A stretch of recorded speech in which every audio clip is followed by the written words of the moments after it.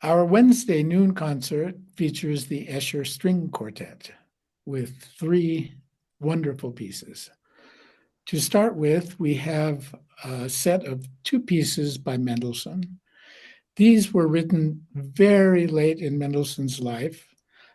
He had lost his sister recently, was very despondent to the point of probably dying from the experience.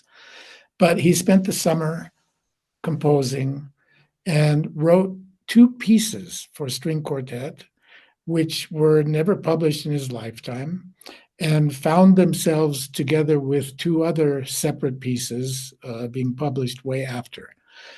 The ones we hear to begin the program are a set of variations and a scherzo. And these are typically beautiful Mendelssohn. The variations are charming, touching, slightly sentimental, and the scherzo is quite reminiscent of those wonderful light scherzos like from the Midsummer Night's Dream. Wonderful light music to start this concert. Second, we have a piece by Julian Anderson. This was co-commissioned by the festival, and it is, I believe, our 3rd piece commissioned from Julian.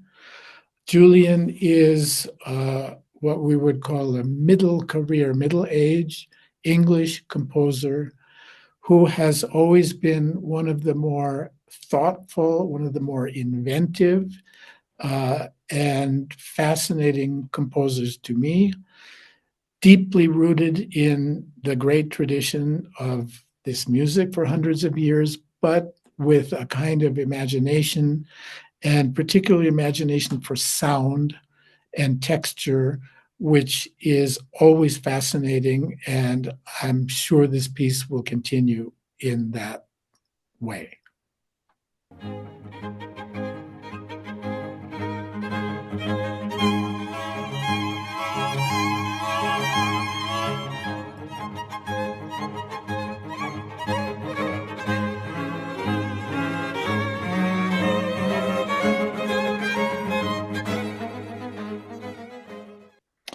Finishing the program is one of the great string quartets by Dvořák, number 14 in A flat.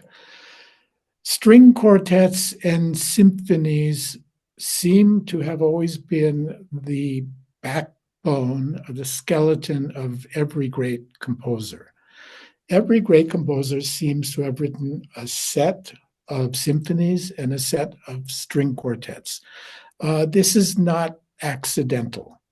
String quartets are almost like the perfect laboratory, the perfect microcosm for exploring both form, content, sound, and trajectory of a piece.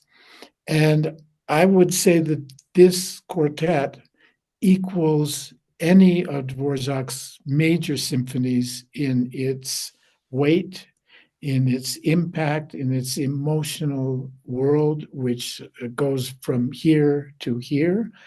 The breadth and scope of this magnificent quartet by Dvořák really brings us into his particular character and his particular sound world as much as any of the symphonies.